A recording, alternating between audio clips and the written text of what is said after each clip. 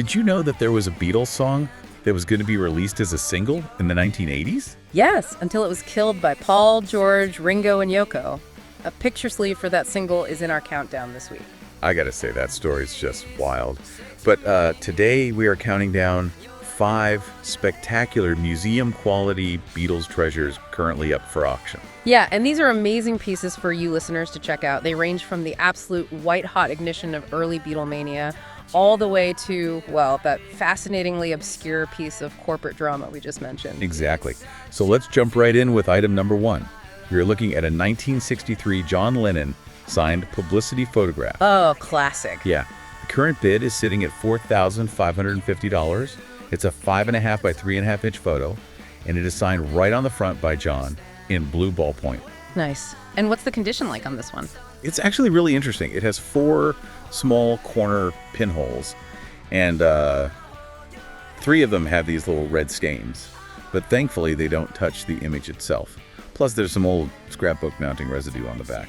You know, mid-1963 is just a massive historical pivot point. I mean, this completely predates the American invasion. Oh, for sure. Getting a genuine signature from John back then was still possible if you just, waited by the stage door. And those pinholes and residue, they tell a story. It means this photo lived in a fan scrapbook for decades. Right, which is pretty cool. Right.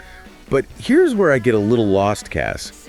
This photo comes with a certificate of authenticity from Frank Caiasso. Yes, the gold standard. Right, and I know he's the expert for Sotheby's and Christie's, but I look at him like a forensic detective.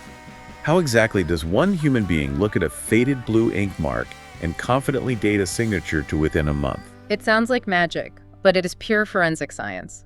Caiasso has spent decades studying the mechanics of their handwriting. Like the actual pen strokes? Exactly. Think about how your own signature evolves when you have to sign 100 things versus just one. In the early days, John's signature was quite deliberate, very distinct letter formations. Because he wasn't rushed yet. Precisely. As the crowds grew, he had to sign hundreds of autographs out of moving cars, so the signature compressed, the loops flattened out, the L in Lennon became just a rushed slash. Wow. So he's matching the fatigue of John's wrist to specific weeks in their touring schedule. Yes, and that brings up a huge point about real versus fake signatures. Fakes are incredibly rampant. You have intentional forgers, but also ghost signers. Signers. Yeah, like they're road managers. Neil Aspinall and Mal Evans often sign stacks of photos on behalf of the band just to deal with the fan mail. Wait, really? So you could have vintage 1963 ink on vintage paper, and it's not even John's writing? Yes. Which is why the authentication stack is so vital here. Having Caiasso's certification plus a slab-sealed certification from PSA DNA makes this the real deal. But buyers are always responsible for doing their own due diligence. And by the way, if you're listening to us on podcast and you want to see photos of these auction items and the eBay affiliate links, visit us at BeatlesFinds.com. All right, moving from 1963 to 1964. John's signature is very human, but by 64, the band was quite literally plasticized into toys. Oh, the merchandising floodgates just burst wide open. They did. Which brings us to item number 2, the 1964 Remco Beatles dolls. The current bid is $500. These are just so nostalgic. It's a complete set of the 4 5-inch dolls, John, Paul, George, and Ringo. And they feature real hair. Plus, the detail on the instruments is what gets me. Paul is holding a bass guitar that is specifically molded to look like his famous Hofner. Yeah, they didn't skimp on the details. Originally, these sold at Woolworth's for $3.77. But the listing highlights that this includes the original Sears mail order only box, the Liverpool Lovables box. Oh, wow. That is the holy grail right there. That makes total sense. And it perfectly bridges the gap to item number 3. We're moving from simple plastic toys to the wild psychedelic era. The 1968 Yellow Submarine alarm clock. Oh, I love this piece. The current bid is $375. It's an officially licensed Sheffield Watch Company clock made in West Germany. The aesthetic of the Yellow Submarine film was just visually spectacular. Heinz Edelman's art direction really launched some amazing merch. The visual details here are stunning. It's got a bright yellow face featuring the animated band of the sub, a vibrant red casing, and twin yellow bells on top, plus luminous hands and dots that glow in the dark. It is so vibrant.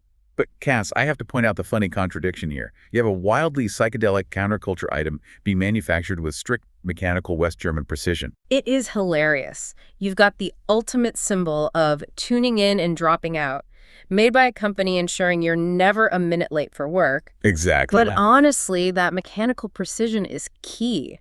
Finding a fully functioning Sheffield clock is incredibly rare. Because kids overwound them and broke the springs. Yes. So in the real versus fake market, you have to watch out for Frankenstein clocks.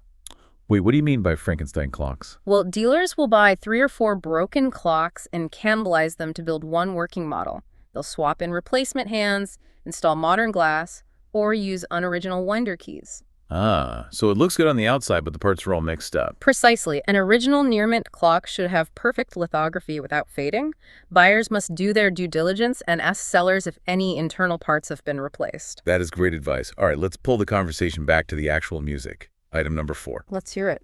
If you were buying all those singles back then, including the legendary Sgt. Pepper a few years later, you needed a place to store them. So we have a 1964 Airflight Industries Beatles 45 record-carrying box. Oh, the functional bedroom furniture of the 60s. Exactly. The current bid is $692.76. It's a red 8.5 by 7 3/4 inch box with a white lid trim and a metal latch. It has graphics of the band's faces with printed signatures. Airflight made these specifically for the 7-inch singles market. And here's the crazy part. It remarkably retains the original index card dividers and label stickers. I liken this to finding a 1960s vintage car that somehow still has the dealership's paper floor mats inside. That is the perfect analogy. Paper inserts are almost never present in surviving examples. Kids use the stickers or just threw the dividers away. So how do you check if it's real or fake? Well, the box itself is hard to fake due to the specific vinyl and cardboard wear. This one is graded VG+++, but sellers sometimes slip modern reproduction index cards into vintage boxes to hike the price. Listeners must verify the age of the paper inserts. By checking for natural yellowing and stuff? Yeah, you have to request high-resolution photos to check the paper stock and oxidation. It is all part of your due diligence. Unbelievable what people will do. Okay, item number 5. We've talked about storing records, but now let's look at a record sleeve for a record that never even existed. Oh, the deep cuts. Yes, it's the 1985 unreleased Capitol Leave My Kitten Alone picture sleeve. The current bid is $31.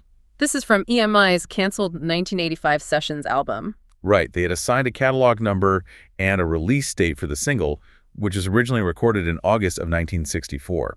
But Paul, George, Ringo, and Yoko sued to kill it. They shut it down completely. Only a couple thousand sleeves were printed and 0 vinyl was pressed. My question is, how did EMI ever think they could sneak an unreleased album past the surviving Beatles and Yoko Ono in the 1980s without consulting them? The corporate audacity is just baffling. It was a massive miscalculation. In the 60s, the label controlled everything. But by the 80s, Apple Corps had real power. They filed an injunction immediately. So at $31, it's an accessible piece of history.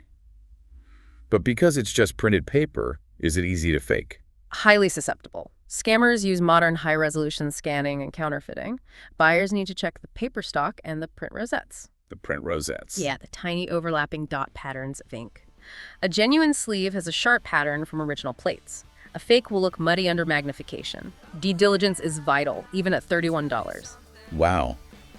Which leaves you wondering what else is still sitting untouched in an Abbey Road filing cabinet right now.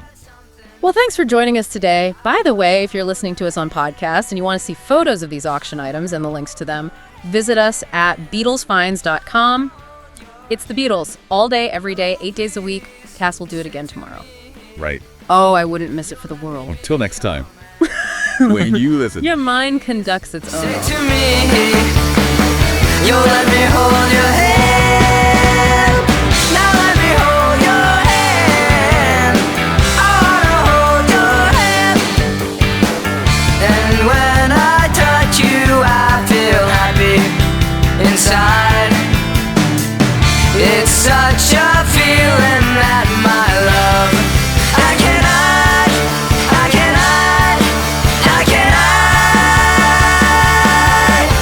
Yeah, you got that something